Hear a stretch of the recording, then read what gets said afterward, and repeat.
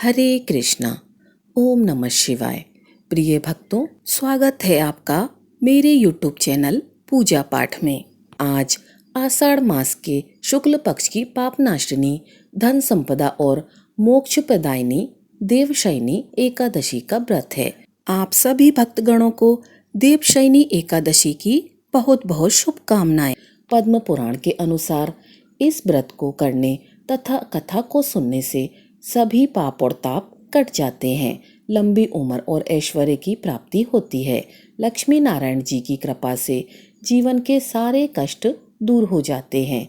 देवशयनी एकादशी, जिसे हरिशयनी पद्म ग्यारस के नाम से भी जाना जाता है, भगवान श्री कृष्ण जी कहते हैं, इस दिन से श्री विष्णु भगवान 4 महीने के लिए क्षर सागर में शयन करते हैं। इसीलिए इस 4 महीने को चातुर्मास कहा जाता है और इस दौरान सृष्टि संचालन का कार्यभार भगवान शिव जी करते हैं।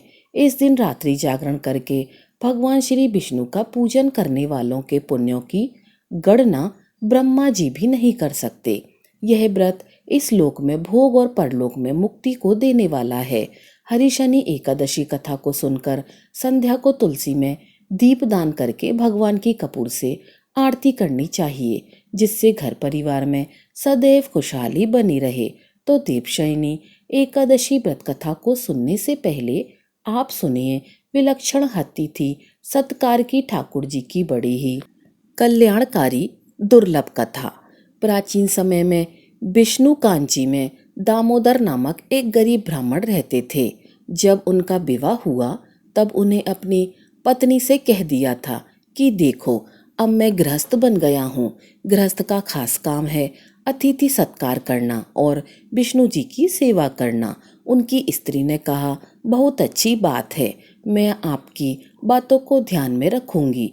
वे ब्राह्मण कांची नगर में घूमते रहते और भिक्षा में जो कुछ मिल जाता लाकर अपनी स्त्री को दे देते। घर की स्थिति बहुत साधारण थी, खाने के लिए अन्न भी नहीं था। भगवान बड़े लीला पुरुषोत्तम हैं, उनकी लीला तो बड़ी ही विचित्र होती है।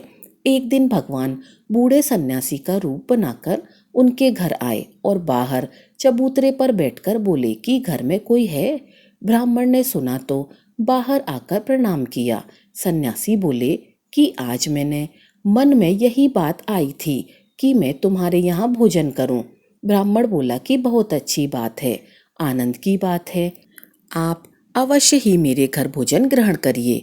वह बूढ़े सन्यासी को भीतर ले गया और उनको बैठाया। देवयोग से उस दिन ब्राह्मण को गांव से भिक्षा नहीं मिली थी। उसने सोचा कि अब क्या करें, खुद तो भूखे भी रह जाएं, पर महाराज जी को भूखा कैसे रखें। घर में कोई संपत्ति नहीं थी, केवल फटे पुराने कपड़े और बर्तन और गोपी चंदन, टूटी हुई चारपाई, यह घर की सामग्री थी। ब्राह्मण ने अपनी पत्नी से कहा, भाग्यवान, आज तो बड़ा गजब हो जाएगा, अतिथि भूखा रह जाएगा। पत्नी बोली, आप घबराते क्यों हैं, मैं बैठी हूं ना। ब्राह्मण बोला कि क्या तेरे पास कोई गहना है। वह बोली, गहना कहाँ है, कपड़े भी फटे पुराने हैं। ब्राह्मण बोला, तो फिर अतिथि सत्कार कैसे करेंगे। ब्राह्मणी बोली, आप नाई के घर से कैंची ले आइए। ब्राह्मण कैंची लेकर आया। ब्राह्मणी ने अपने सिर के केश भीतर भीतर से कतर लिए और बाहर के केश बांध लिए। कटे हुए केश की रस्सी बनाई और ब्राह्मण को देकर बोली कि इनको बेच आओ। ब्राह्मण उसको लेकर बाजार गया और बेचने पर जो थोड़े से पैसे मिले उनसे थोड़े चावल और दाल ले आया। ब्राह्मणी ने दाल चावल बना दिए। सन्यासी को कहा, हे महाराज, रसोई तैयार है, भोजन कर लीजिए। अब भगवान विष्णु रूपी वे सन्यासी बैठ गए। ब्राह्मण केले का पत्ता लेकर आया और उस पर भोजन परोस दिया। सन्यासी खाने लग गए। उन्होंने पत्तल में एक दाना भी नहीं छोड़ा। ब्राह्मण ने कहा, महाराज और लो। वे बोले, हाँ हाँ दे दो। ब्राह्मण ने बचा हुआ सारा भोजन परोस दिया। सन्यासी महाराज ने सब खा लिया और बोले कि बस अब तृप्ति हो गई। फिर बोले, भाई, बूढ़ा शरीर है, कहाँ जाएंगे, अभी तो हम यहाँ ही रहेंगे। ब्राह्मण ने कहा, जरूर महाराज, आप यहीं पर विराजिए। अब भगवान विष्णु रूपी सन्यासी दिन भर वहीं रहे। सायं काल हुई तो बोले, बस दाल चावल बना देना, ज्यादा वस्तु की जरूरत नहीं। ब्राह्मण बोला कि ठीक है महाराज। ब्राह्मण की पत्नी के बाल काफी लंबे और रेशमी थे। उसने अपने बाकी बचे हुए केश भी काट दिए और उनको बेचकर महाराज के लिए दाल चावल बना दिए। महाराज ने पूरे दाल चावल खा लिए, उनमें से कुछ भी नहीं छोड़ा। फिर सन्यासी उस ब्राह्मण से बोले, हे पुत्र, रात को हम कहाँ जाएंगे? हमारा कोई मकान तो है नहीं, बूढ़ा शरीर है, आज हम यहाँ ही रहेंगे। ब्राह्मण बोला, अवश्य महाराज जी, आप यहाँ बिराजिए। चटाई का एक टुकड़ा था, उसको ब्राह्मण ने नीचे बिछा दिया। महाराज उस पर लेट गए। ब्राह्मण उनके चरण दबाने लगा। थोड़ी देर में विष्णु रूपी महाराज जी को नींद आ गई। थोड़ी देर में विष्णु रूपी उस सन्यासी को नींद आ गई। उनके चरणों के एक तरफ ब्राह्मण सो गया और एक तरफ उनकी पत्नी सो गई। जब भी दोनों सो गए तब बाबा जी जाग कर बैठे। उन्होंने आशीर्वाद दिया कि तुम्हारे केश ठीक हो जाएं, सुंदर सुंदर वस्त्र आदि हो जाएं, गहने हो जाएं, धन्य धान से तुम्हारे भंडारे भर जाएं। ऐसा आशीर्वाद देकर बेअंतर ध्यान हो गए। स्त्री की नींद खुली तो देखा कि हाथ में गहने हैं, सुंदर वस्त्र हैं, सिर पर केश भी हैं। उसको बड़ा आश्चर्य हुआ कि यह क्या कौतूहल है। उसने पति को बताया। ब्राह्मण ने उठकर देखा कि बाबा जी नहीं है तो वह बाहर भागा कि बाबा जी कहाँ गए, बूढ़ा शरीर है, कैसे गए होंगे। पत्नी ने कहा, आप देखो तो सही, अपनी तरफ देखो, घर की तरफ देखो। ब्राह्मण ने देखा तो उसके सुंदर सुंदर वस्त्र थे। घर धन्य धान से भरा हुआ था। झोंपड़ी की जगह महल जैसा घर बन गया था। अब वह रोने लगा और उसने कहा, हे प्रभु, हमने आपको पहचाना नहीं। हमारे से आपकी सेवा में कितनी त्रुटि हो गई होगी। हम अनजान थे, महाराज हमें क्षमा करो। भगवान वहीं तुरंत प्रकट हो गए। दोनों से बोले, वत्स, तुम्हारे भोजन से मैं बहुत तृप्त हुआ, अब तुम खूब अतिथि सत्कार करो। फिर पुत्र पुत्री आदि उत्पन्न करके अंत में तुम दोनों मेरे धाम आ जाओ। भगवान की इतनी बातें सुनकर ब्राह्मण ने कहा, हे प्रभु, अब आपने दर्शन दे ही दिया है तो आप अपने मुख से कोई ऐसी उद्धारक कल्याणकारी कथा सुनाइए जिसे सुनकर हम जीवन भर दूसरे का कल्याण करने के बारे में सोच सके। तब भगवान विष्णु ने कहा, हे ब्राह्मण सुनो, प्राचीन काल में नर्मदा नदी के किनारे बसे हुए एक नगर में आत्मदेव नाम के एक सदाचारी धर्मनिष्ठ ब्राह्मण रहा करते थे। उनकी पत्नी का नाम धुंधली था। वह सुंदर थी और अन्य गृह कार्य में भी निपुण थी, किंतु बहुत बोलने वाली, कृपणा कलह प्रिय और दूसरों के झगड़ों में आनंद लेने वाली थी। आत्मदेव अपनी पत्नी के साथ संतुष्ट थे, किंतु उन्हें इस बात का बड़ा दुख था कि उनकी कोई संतान नहीं थी। इसके लिए उन्होंने बहुत दान पुण्य किए, किंतु सब व्यर्थ गया। अंत में दुखी होकर उन्होंने एक दुखद निर्णय लिया और एक दिन चुपचाप वन में चले गए। वन में जाकर वे तालाब में कूदकर आत्महत्या करने ही वाले थे कि वहां पर एक प्यास से व्याकुल सन्यासी आ गए और उन्होंने आत्मदेव को आत्महत्या करने से रोका तथा उसे चिंतित देखकर आत्मदेव के समीप पहुंचे और उसके दुख का कारण पूछा। आत्मदेव उनके समीप पहुंचे और उनके चरणों पर सिर रखकर फूट फूट कर रोने लगे। सन्यासी महात्मा के पूछने पर आत्मदेव ने अपने कष्ट की बात बतलाई और पुत्र प्राप्ति का उपाय पूछा। सन्यासी ने योग बल से उसकी भाग्य रेखा देखकर बताया कि तुम्हारे भाग्य में 7 जन्मों तक कोई पुत्र नहीं है। पुत्र प्राप्ति के मोह को छोड़ दो। देखो, पुत्र के कारण ही महाराज सागर और राजा अंग को भी अत्यंत दुख भोगना पड़ा था। सुख तो मोह को छोड़कर भगवान भजन करने में ही है। परंतु ब्राह्मण तो संतान पाने के लिए व्याकुल हो रहे थे। उन्होंने कहा, हे महात्मन, यदि आपने पुत्र प्राप्ति का उपाय नहीं बताया तो मैं यहीं आपके सामने ही प्राण त्याग दूंगा। अंत में विवश होकर सन्यासी ने ब्राह्मण को एक फल देते हुए कहा कि अब क्या किया जा सकता है। यह तुम्हारा दुराग्रह बलवान है, किंतु जो तुम्हें पुत्र होगा उससे तुम्हें सुख प्राप्त नहीं होगा, क्योंकि प्रारब्ध के विपरीत हट करने से कष्ट ही मिलता है। अच्छा, यह फल ले जाकर अपनी पत्नी को खिला दो, इससे उसे पुत्र होगा। तुम्हारी पत्नी 1 वर्ष तक सत्य बोले और मित्रता पूर्वक रहे, जीवों पर दया करे, दीनों को दान दे, केवल एक समय ही भोजन करे, तो पुत्र धार्मिक उत्पन्न होगा। महात्मा फल देकर चले गए। ब्राह्मण आत्मदेव ने घर आकर सारा हाल अपनी पत्नी को कह सुनाया, परंतु आत्मदेव की पत्नी भी अद्भुत थी। उसने वह फल नहीं खाया, उल्टे अपने सखी के सामने रोने लगी कि सखी, यदि मैं यह फल खा लूं तो गर्भवती हो जाऊंगी, इससे मेरा पेट फूल जाएगा, मैं कुरूप दिखने लगूंगी, मैं दुर्बल हो जाऊंगी, फिर घर का कार्य कैसे होगा, तथा यदि कोई चोर डाकू आ गए तो मैं भारी पेट लेकर कैसे भाग पाऊंगी। गर्भस्थ शिशु टेढ़ा हो गया तो मेरी मृत्यु हो गई, तो मैंने सुना है कि प्रसव से महान कष्ट होता है, मैं सुकुमारी उसे कैसे सहन कर पाऊंगी, मेरी तो असमय मृत्यु हो जाएगी। मेरी ननद तो मेरा सर्वस्व चुरा लेगी और पुत्र के लालन पालन में भी स्त्री को बड़ा दुख होता है। मेरी समझ से तो बंध्या विधवा स्त्री ही सुखी है। इस प्रकार कुतर्क करके ब्राह्मण पत्नी ने वह फल नहीं खाया। कुछ ही दिनों बाद ब्राह्मण पत्नी की छोटी बहन उसके पास आई।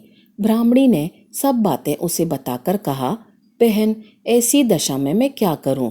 उसकी बहन ने कहा, चिंता मत करो, मैं गर्भवती हूँ, बच्चा होने पर उसे मैं तुम्हें दे दूंगी, उसके बदले तुम मेरी पति को कुछ रकम दे देना। तुम गर्भवती के समान घर में गुप्त रूप से रहो, लोगों से कह दो कि तुम 6 महीने की गर्भवती हो, और मैं कह दूंगी कि मेरा पुत्र मर गया है। तुम्हारे घर प्रतिदिन आकर मैं तुम्हारे पुत्र का लालन पालन पोषण करूंगी, और इस फल को तुम उस गाय को दे दो। ब्राह्मण पत्नी ने फल को गाय को दे दिया और पति से कह दिया कि मैंने फल खा लिया है। समय बीतने पर धुंधली अपनी बहन का पुत्र ले आई और पति को बोला कि मुझे बेटा हुआ है। बड़ा भारी उत्सव मनाया गया, नामांकन संस्कार हुआ। स्वयं का नाम आत्मदेव था, तो उसने बेटे का नाम ब्रह्मदेव रखने का सोचा। पर धुंधली फिर झगड़ गई कि मेरा बेटे का नाम तो आप कैसे रखेंगे? आत्मदेव बोले, भाई तू ही रख ले। उसने कहा कि मेरा नाम धुंधली है तो मेरे बेटे का नाम धुंधकारी होगा। धुंधली ने गाय को जो फल खिलाया था, उसके 2 महीने पश्चात गाय के गर्भ से मनुष्य का बालक पैदा हुआ, जिसके कान बड़े बड़े थे, इसीलिए आत्मदेव ने उसका नाम गोकर्ण रखा। अब दोनों बड़े होने लगे।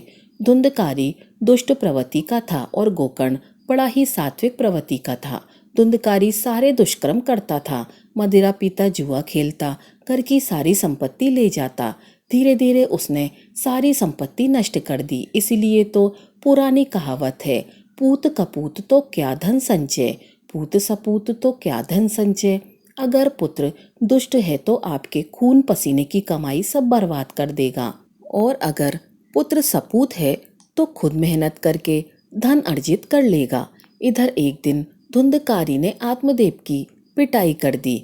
पुत्र की दुराचारा को देखकर आत्मदेव को बड़ा ही दुख हुआ। उन्होंने सोचा कि इससे अच्छा तो पुत्रहीन रहना है। पिता के दुख को देखकर गोकर्ण पिता के पास आया और उन्हें वैराग्य का उपदेश दिया। गोकर्ण ने कहा, पिताजी, यह संसार दुख रूपी है तथा मोह से बंधने वाला है। संसार में सिर्फ भगत दृष्टि रखकर ही हम सुखी हो सकते हैं। अतः पुत्र मोह त्याग कर भगवत भक्ति करिए, तभी मनुष्य जन्म सफल है। हे पिताजी, आप धुंधकारी की गतिविधियों की तरफ ध्यान न देकर वन में जाकर प्रभु की आराधना करें। गोकर्ण की बात समझकर पुत्र मोह त्याग कर आत्मदेव गंगा किनारे आ गए। भगवान के 10वें स्कंद का रोज पाठ करते रहे। उसी जीवन में उन्हें श्री कृष्ण की प्राप्ति हो गई और वे वैकुंठ को गए। आत्मदेव के चले जाने के बाद एक दिन धुंधली भी पुत्र के उपद्रव से दुखी होकर कुएं में कूदकर आत्महत्या कर लेती है और उसकी मृत्यु हो जाती है। इधर गोकर्ण जी तीर्थ यात्रा के लिए निकल गए। धुंधकारी को खुली छूट मिल गई। खुली छूट मिलने के कारण धुंधकारी 5 वेश्याओं को घर ले आया।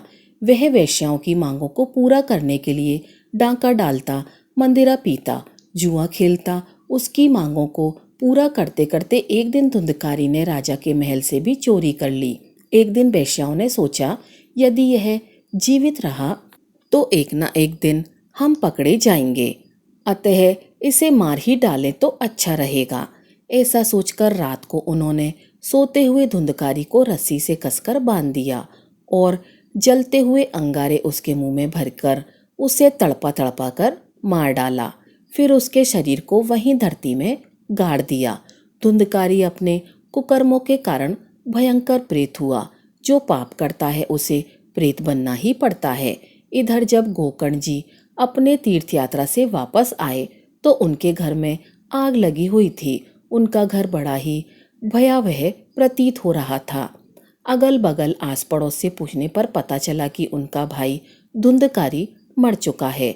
तो उन्होंने अपने भाई की अंतिम क्रिया की और गोकर्ण ने गया में जाकर भाई का श्राद्ध किया, पर उसका उद्धार नहीं हुआ। जब धुंधकारी अनेक रूप बनाकर गोकर्ण को डराने लगा, गोकर्ण इतने गायत्री मंत्र का जाप करते थे कि वह उनके पास नहीं आ सकता था। प्रेत योनि तमस योनि है। जो सात्विक मंत्रों का जाप करता है, प्रेत उसके पास नहीं आते हैं। ऐसे ही एक दिन जब धुंधकारी प्रेत रूप बनाकर गोकर्ण को डराने का प्रयास करने लगा तो गोकर्ण ने पूछा, तू कौन है? धुंधकारी ने कहा, मैं तुम्हारा भाई धुंधकारी हूँ। हे भाई, तुम दयालु हो, मुझे इस प्रेत योनि से छुटकारा दिलाओ। गोकर्ण बोले, अरे मैंने तो तेरा गया में पिंडदान कर दिया, फिर भी तेरा उद्धार नहीं हुआ। धुंधकारी बोला, मैंने जितने दुष्कर्म किए हैं, गया के पिंड से मेरा उद्धार नहीं होने वाला, और कोई उपाय सोचो। गोकर्ण ने सभी विद्वानों को बुलाकर पूछा, पर कोई उपाय नहीं निकला। अब गोकर्ण ने सूर्यदेव को नमस्कार किया और कहा, हे भगवान, आप सबके कर्मों के साक्षी हैं, आप ही इसका कोई मार्ग निकालिए। तभी सूर्यदेव वहां प्रकट हुए। सूर्यदेव से गोकर्ण ने पूछा, आप इसके कर्मों के साक्षी हैं, आप ही बताइए इसका उद्धार कैसे होगा। सूर्यदेव ने कहा, इसको भगवत सप्ताह सुनाओ, इसकी मुक्ति संभव है और इसका दूसरा कोई उपाय नहीं है। गोकर्ण ने भागवत सप्ताह का आयोजन किया। प्रेत तो हवा के रूप में होता है। धुंधकारी सोचने लगा, कहाँ बैठूं? वहां एक 7 गांठ का बांस रखा था, उसी में छिपकर वह बैठ गया। बहुत से लोग भागवत में 7 गांठ का बांस लगाते हैं। यदि संदेह है कि परिवार का कोई सदस्य प्रेत बन गया है तो अवश्य लगाना चाहिए। पहले दिन की कथा में पहली ग्रंथि का भेदन हो गया, दूसरे दिन की कथा में दूसरी गांठ का। इस तरह से 7 दिनों में 7 गांठों का भेद करके हुए धुंधकारी दिव्य रूप धारण करके भगवान के पार्षद के रूप में प्रकट हो गया। धुंधकारी को लेने भगवान का विमान आया और इस प्रकार भागवत कथा सुनने के दिन ही धुंधकारी को बैकुंठ की प्राप्ति हुई। इस कथा के अंतिम चरण में महत्वपूर्ण बात यह है कि भागवत कथा तो बहुत से लोगों ने सुनी, परंतु धुंधकारी को ही लेने भगवान का विमान क्यों आया? तो इसका उत्तर है, सबने कथा सांसारिक सुखों की प्राप्ति के लिए सुनी और धुंधकारी ने पूरी श्रद्धा, प्रेम व विश्वास से भगवत धाम जाने के लिए सुनी, इसीलिए उसे लेने के लिए विमान आया। भगवान विष्णु कहते हैं, इस दिन जो भी भक्त मेरा थोड़ा सा भी नाम लेकर पूजन करेगा वह बैकुंठ धाम को प्राप्त करेगा। अतः हे ब्राह्मण, तुम अपने अंतर मन को निर्मल करके भगवान की भक्ति करते हुए एकादशी व्रत को नियमित करते हुए तुम लोग कल्याण किया करो। इससे तुम्हारी भी मुक्ति होगी और जिनका कल्याण करोगे उनकी भी मुक्ति होगी। प्रिय भक्तों, इतना कहकर भगवान विष्णु अंतर ध्यान हो गए। भगवान विष्णु की कृपा से ब्राह्मण और ब्राह्मणी धनवान और कुछ समय पश्चात उनके घर में एक सुंदर पुत्र और पुत्री का जन्म हुआ। पंडित जी अपने पुत्र और पुत्री को भी वेद शास्त्रों का ज्ञान देने लगे, साथ ही साथ बड़े ही निर्मल हृदय से लोगों के सामने धर्म और शास्त्रों का बखान करने लगे, उचित और अनुचित का ज्ञान बांटने लगे। तो प्रिय भक्तों, ये थी भगवान और उनके भक्त की कथा। आइए आप श्रवण करते हैं देवशयनी एकादशी व्रत की मुख्य कथा। धर्मराज युधिष्ठिर ने कहा, हे केशव, आषाढ़ शुक्ल एकादशी का क्या नाम है? इस व्रत को करने की विधि क्या है और किस देवता का पूजन इसमें किया जाता है? कृपा करके हमें यह सब बताइए। श्री कृष्ण जी कहने लगे, हे युधिष्ठिर, जिस कथा को ब्रह्मा जी ने नारद जी से कहा था वही मैं तुमसे कहता हूँ। एक समय नारद जी ने ब्रह्मा जी से यही प्रश्न किया था।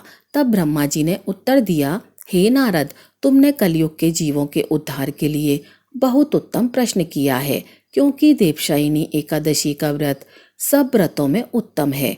इस व्रत से समस्त पाप नष्ट हो जाते हैं और जो मनुष्य इस व्रत को नहीं करते वे नरकगामी होते हैं। इस व्रत को करने से भगवान विष्णु प्रसन्न होते हैं।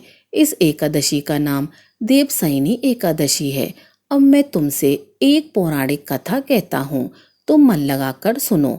सतयुग में मानधाता नामक एक अत्यंत प्रतापी और धर्मपरायण चक्रवर्ती सम्राट राज्य करते थे। उनका शासन इतना व्यवस्थित था कि उनके राज्य में प्रजा सर्वदा सुखी, समृद्ध और संतुष्ट थी। हर ओर शांति और खुशहाली का वातावरण था और धर्म का पालन पूरी निष्ठा से किया जाता था। मानधाता अपनी प्रजा का पुत्रवत पालन करते थे और उसके कल्याण के लिए सदैव प्रयत्नशील रहते थे। किंतु समय का चक्र कब क्या मोड़ ले यह कोई नहीं जानता। नियति का खेल ऐसा रहा कि सम्राट मानधाता भी उसे आने वाले भयंकर संकट से अनभिज्ञ थे। उनके राज्य में अचानक और अप्रत्याशित रूप से 3 वर्षों तक वर्षा नहीं हुई, जिससे एक भीषण दुर्भिक्षी अकाल की स्थिति उत्पन्न हो गई। जल के अभाव में धरती सूखने लगी, फसलें नष्ट हो गई और चारों ओर त्राही त्राही मच गई। जीवन यापन इतना कठिन हो गया कि प्रजा भूख और प्यास से व्याकुल हो गई। जब लोगों के प्राण संकट में आ गए तो स्वाभाविक रूप से उनकी रुचि धार्मिक कार्यों में कम होने लगी। यज्ञ, हवन, पिंडदान और कथा व्रत जैसे धर्म कर्म धीरे धीरे बंद होने लगे, क्योंकि लोगों की प्राथमिकता अपनी मूलभूत आवश्यकताओं को पूरा करना बन गई थी। प्रजा ने अपने राजा मानधाता के पास जाकर अपनी पीड़ा और वेदना व्यक्त की और उनसे इस भयंकर संकट से मुक्ति दिलाने की प्रार्थना की। राजा मानधाता अपनी प्रजा की दुर्दशा देखकर पहले से ही अत्यधिक दुखी थे। वे स्वयं भी यही चिंतन कर रहे थे कि आखिर मैंने ऐसा कौन सा पाप कर्म किया है जिसका दंड मुझे और मेरी प्रजा को इस प्रकार मिल रहा है। इस असहनीय कष्ट से मुक्ति पाने और कोई समाधान ढूंढने के उद्देश्य से राजा मानधाता अपनी सेना को साथ लेकर गहन वन की ओर चल दिए। वन में विचरण करते करते एक दिन वे अत्यंत शांत और दिव्य आश्रम में पहुँचे। यह आश्रम ब्रह्मा जी के मानस पुत्र परम ज्ञानी महर्षि अंगिरा का था। राजा मानधाता ने श्रद्धा पूर्वक महर्षि को साष्टांग प्रणाम किया। ऋषिवर ने उन्हें आशीर्वाद दिया और कुशल क्षेम पूछने के बाद वन में उनके आगमन का और अपने आश्रम तक पहुंचने का प्रयोजन जानना चाहा। तब राजा मानधाता ने हाथ जोड़कर विनय पूर्वक कहा, हे महात्मन, मैं सदा से ही धर्म का पालन करता आया हूँ। अपनी प्रजा के कल्याण के लिए हर संभव प्रयास करता हूँ। इसके बावजूद मेरे राज्य में यह भयंकर दुर्भिक्ष आया है। मेरी प्रजा अत्यंत दुखी है। कृपा करके मुझे इसका कारण और इससे मुक्ति का उपाय बताइए। महर्षि अंगिरा ने ध्यानपूर्वक राजा की बात सुनी और फिर बोले, हे राजन, यह सतयुग सभी युगों में उत्तम है। इस युग में धर्म अपने चारों चरणों में पूर्ण रूप से व्याप्त रहता है। यहाँ तक कि एक छोटा सा पाप भी इस युग में अत्यंत भयंकर दंड का कारण बन सकता है। उन्होंने कहा, इस युग में ब्राह्मणों के अतिरिक्त किसी अन्य वर्ण को तपस्या करने का अधिकार नहीं है, परंतु आपके राज्य में एक शूद्र तपस्या कर रहा है। यही कारण है कि आपके राज्य में वर्षा नहीं हो रही है और दुर्भिक्ष की स्थिति उत्पन्न हुई है। जब तक वह शूद्र तपस्वी अपनी देह नहीं त्यागता, तब तक वह अकाल शांत नहीं होगा। इस अकाल की शांति उसे मृत्युदंड देने से ही संभव है। किंतु राजा मानधाता का हृदय अत्यंत कोमल और न्यायप्रिय था। वे एक निरपराध को मृत्युदंड देने के लिए तैयार नहीं हुए। उन्होंने कहा, हे ऋषिवर, मैं एक निरपराध तपस्वी को कैसे मार सकता हूँ? यह बात मेरा मन स्वीकार नहीं कर रहा है। कृपा करके आप मुझे कोई और उपाय बताइए। राजा की धर्मपरायणता और करुणा को देखकर महर्षि अंगिरा प्रसन्न हुए। उन्होंने कहा, हे राजन, यदि आप उस शूद्र तपस्वी को मारना नहीं चाहते तो मैं आपको एक अन्य उपाय बताता हूँ। आप आषाढ़ माह के शुक्ल पक्ष की एकादशी का विधि पूर्वक व्रत करें। इस व्रत के प्रभाव से अवश्य ही मूसलाधार वर्षात होगी और आपके राज्य का कष्ट दूर हो जाएगा। इस एकादशी को पद्म एकादशी भी कहते हैं। महर्षि के वचनों को सुनकर राजा मानधाता अत्यंत प्रसन्न हुए। वे तुरंत अपनी राजधानी लौट आए और उन्होंने अपनी समस्त प्रजा, जिसमें ब्राह्मण, क्षत्रिय, वैश्य और शूद्र चारों वर्णों के लोग शामिल थे, उनके साथ मिलकर महर्षि अंगिरा द्वारा बताए गए विधि विधान से देवशयनी एकादशी का व्रत किया।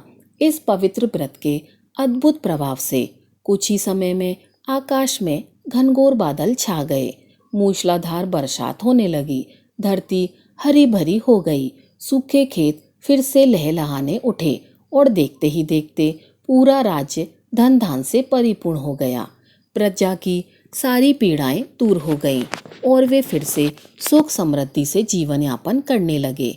इस प्रकार देवशयनी एकादशी व्रत ने राजा मानधाता और उनकी प्रजा को घोर अकाल से मुक्ति दिलाई। तो प्रिय भक्तों, देवशयनी एकादशी के महत्व को समझने के लिए हमें एक और महत्वपूर्ण पौराणिक कथा को जानना होगा, जो भगवान विष्णु के शयन काल और चातुर्मास के आरंभ से सीधे जुड़ी हुई है। यह कथा है भगवान विष्णु के वामन अवतार और दानवीर दैत्यराज बलि की। पौराणिक ग्रंथों के अनुसार एक समय ऐसा था जब दैत्यराज बलि तप और पराक्रम से इतने शक्तिशाली हो गए थे कि उन्होंने इंद्रलोक सहित तीनों लोकों पर अधिकार प्राप्त कर लिया था। वे अत्यंत धर्मपरायण और दानशील भी थे, परंतु उनके बढ़ते हुए प्रभाव से देवक चिंतित हो उठे। देवों की प्रार्थना पर भगवान विष्णु ने सृष्टि में संतुलन स्थापित करने के लिए एक अद्भुत लीला रची। भगवान विष्णु ने एक छोटे तेजस्वी वामन ब्राह्मण बालक का रूप धारण किया और राजा बलि द्वारा आयोजित किए जा रहे विश्वजीत यज्ञ में पहुँचे। बलि दानवीरता के लिए प्रसिद्ध थे। उन्होंने वामन से कुछ भी मांगने को कहा। वामन ने अत्यंत नम्रता पूर्वक केवल 3 पग भूमि की याचना की। बलि के गुरु शुक्राचार्य, जो त्रिकालदर्शी थे, उन्होंने तुरंत पहचान लिया कि यह कोई साधारण बालक नहीं, स्वयं भगवान विष्णु है। उन्होंने बलि को इस दान से रोकने का प्रयास किया, परंतु बलि वचन से हटना नहीं चाहते थे। उन्होंने गुरु की चेतावनी को दरकिनार करते हुए वामन को 3 पग भूमि दान में देने का संकल्प ले लिया। जैसे ही बलि ने संकल्प किया, भगवान वामन ने अपना विराट रूप धारण कर लिया। उनका शरीर इतना विशाल हो गया कि उन्होंने पूरे ब्रह्मांड को अपने में समा लिया। पहले पग में भगवान ने अपने विशाल देह से संपूर्ण पृथ्वी, आकाश और समस्त दिशाओं को माप लिया। कोई कल्पना भी नहीं कर सकता था कि एक छोटा सा ब्राह्मण बालक इतना विशाल रूप धारण कर सकता है। दूसरे पग में उन्होंने संपूर्ण स्वर्गलोक और अन्य सभी लोगों को भी नाप लिया। अब तीनों लोकों में से कोई भी स्थान शेष नहीं बचा था जहां भगवान अपना तीसरा पग रख सके। जब तीसरे पग के लिए कोई स्थान नहीं बचा, तब भगवान वामन ने राजा बलि से पूछा, हे बलि, मैंने अपने 2 पगों से समस्त सृष्टि को माप लिया है। अब तीसरे पग के लिए तुम मुझे कहाँ स्थान दोगे? राजा बलि, जो अपने वचन के पक्के थे और भगवान की लीला को समझ चुके थे, उन्होंने बिना किसी संकोच के हाथ जोड़कर कहा, हे प्रभु, अब मेरे पास कुछ भी शेष नहीं है। यदि आप मेरे दान से प्रसन्न हैं तो कृपा करके अपना तीसरा पग मेरे मस्तक पर रखिए। राजा बलि के इस अद्भुत भक्ति, त्याग और दानवीरता से भगवान अत्यंत प्रसन्न हुए। उन्होंने राजा बलि के मस्तक पर अपना तीसरा पग रखा और उन्हें पाताल लोक का अधिपति बना दिया। भगवान ने बलि से वर मांगने को कहा। बलि ने अपने मन की सबसे बड़ी इच्छा व्यक्त करते हुए कहा, हे भगवान, मैं चाहता हूँ कि आप मेरे महल में नित्य निवास करें। मैं आपको क्षण भर के लिए भी अपने से दूर नहीं देखना चाहता। भगवान श्री विष्णु बलि के इस असीम प्रेम और भक्ति से बंध गए और उन्होंने उनका यह वरदान स्वीकार कर लिया। वे बलि के महल में उनके द्वारपाल बनकर निवास करने लगे। जब भगवान श्री हरि विष्णु लंबे समय तक अपने लोक नहीं लौटे तो उनकी अर्धांगिनी देवी लक्ष्मी चिंतित हो उठी। नारद जी से भगवान के पाताल लोक में निवास करने की बात जानकर देवी लक्ष्मी राजा बलि के पास पहुंची। उन्होंने राजा बलि को अपना भाई बनाया और उन्हें रक्षाबंधन के पवित्र धागे से बांधा। इस स्नेह के बदले में लक्ष्मी जी ने बलि से एक वचन मांगा कि भगवान विष्णु को उनके वचन से मुक्त कर दिया जाए। राजा बलि, जो स्वयं भगवान के परम भक्त थे, उन्होंने देवी लक्ष्मी के अनुरोध को सहर्ष स्वीकार कर लिया। तब भगवान विष्णु ने बलि को आशीर्वाद देते हुए कहा कि वे देवशयनी एकादशी से लेकर देवोत्थानी एकादशी तक 4 माह के लिए पाताल लोक में बलि के साथ निवास करेंगे। यह अवधि ही चातुर्मास कहलाती है। इस प्रकार देवशयनी एकादशी वह पवित्र दिन है जब भगवान विष्णु अपनी लीला के अनुसार योग निद्रा के लिए क्षीर सागर में शयन करते हैं और राजा बलि के वचन को निभाने के लिए पाताल लोक में निवास करते हैं। यह दोनों कथाएं देवशयनी एकादशी के महत्व को स्थापित करती हैं।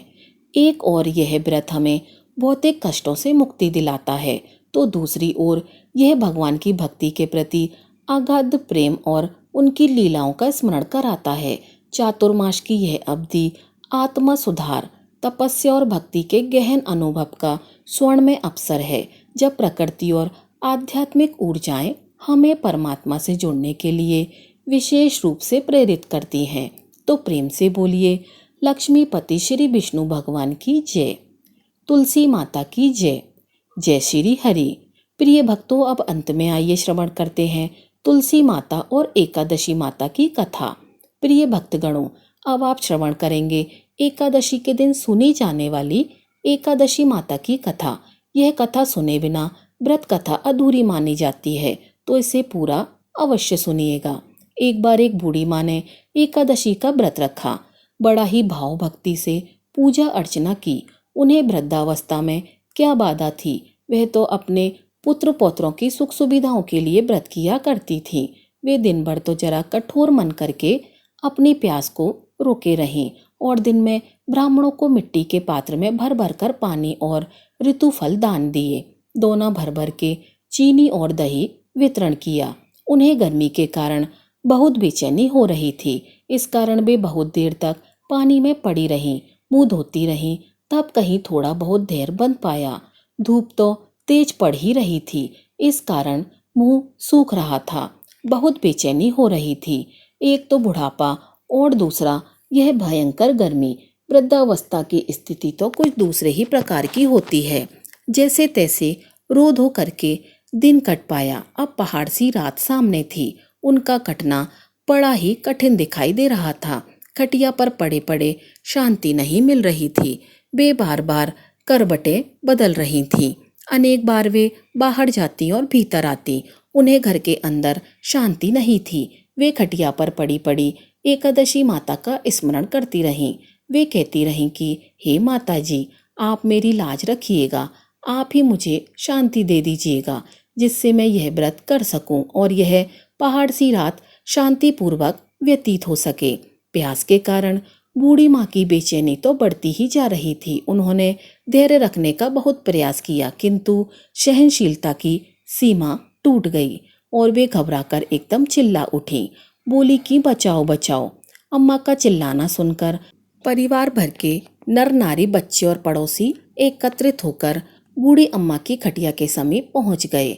सबने पूछा कि अम्मा आपको क्या हुआ, आप क्यों चिल्ला रही हैं, आप इस वृद्धावस्था में यह कठिन व्रत क्यों कर रही हैं। अम्मा जी, शक्ति से ही भक्ति होती है।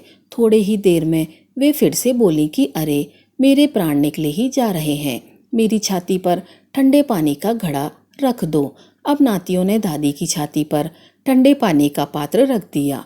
तब उन्हें कहीं थोड़ा बहुत आराम मिला और थोड़ी देर के लिए उन्होंने अपनी आंखें बंद कर ली। अब एकादशी माता ने सोचा कि यह बूढ़ी अम्मा है तो बहुत कठोर, जरा जाकर इसकी परीक्षा लेनी चाहिए। वे आधी रात को मुर्गा बनकर टेर लगाने लगी। मुर्गे की आवाज़ सुनकर दादी जल्दी से उठी और बाहर जाकर आसमान की ओर देखा, किंतु आसमान में कहीं उन्हें प्रातःकालीन तारा नजर नहीं आया। वे सोचने लगी, यह मुर्गा क्यों और कैसे बोल गया। उन्हें प्यास तो लग ही रही थी, थोड़ा बहुत उनका मन भी विचलित हो गया था। अंत में उन्होंने दृढ़ निश्चय कर लिया कि मैं अब व्रत को पूर्ण करके ही छोड़ूंगी, चाहे भले ही मेरे प्राण क्यों ना निकल जाएं। यह सोचकर फिर वे खटिया पर शिथिल होकर लेट गईं। थोड़ी देर में एकादशी माता ने उनकी परीक्षा लेनी चाहिए। एक छोटी सी बालिका एक गिलास में शरबत लेकर उनके सिरहाने आकर खड़ी हो गई और जोर से बोली, दादी जी सवेरा हो गया है, आप हाथ मुंह धोकर शरबत पी लीजिए। पहले तो शरबत का गिलास देखकर उनका मन मचल उठा, किंतु अचानक व्रत का स्मरण हो आया और उन्होंने सोचा कि मैं किसी भी प्रकार से अभी शरबत नहीं पी सकती हूँ, और वे शांतिपूर्वक अपनी खटिया पर लेट गईं। फिर थोड़ी ही देर में उन्हें ऐसा लगा जैसे किसी ने उन्हें पानी के कुएं में पटक दिया हो। वे बड़ी देर तक हाथ पैर चलाती रहीं, किंतु उन्होंने अपने मुंह में एक बूंद भी पानी जाने नहीं दिया। वे दृढ़तापूर्वक अपना व्रत पालन करती रहीं। थोड़ी देर में ना जाने कहां से सामने आग जलने लगी, जिससे भारी गर्मी बढ़ने लगी। प्यास के कारण प्राण निकलने लगे, किंतु बूढ़ी अम्मा का कुछ भी नहीं बिगड़ पाया। वे जहां की तहां मुस्कुराती हुई बैठी रहीं। थोड़ी ही देर में बाहर प्रकाश दिखाई देने लगा। ऐसा लगा जैसे सवेरा हो गया हो। बूढ़ी अम्मा ने जब बाहर निकलकर देखा तो समझ गईं, अभी सवेरा होने में 3-4 घंटे की देरी है। यह जानकर वे शांतिपूर्वक इधर उधर घूमने लगी। फिर एकादशी माता यह बात अच्छी तरह से समझ गईं कि यह बूढ़ी अम्मा किसी भी प्रकार से अपने व्रत से नहीं टल सकती है। वे उनके सत्य व्रत को अच्छी तरह से समझ गईं।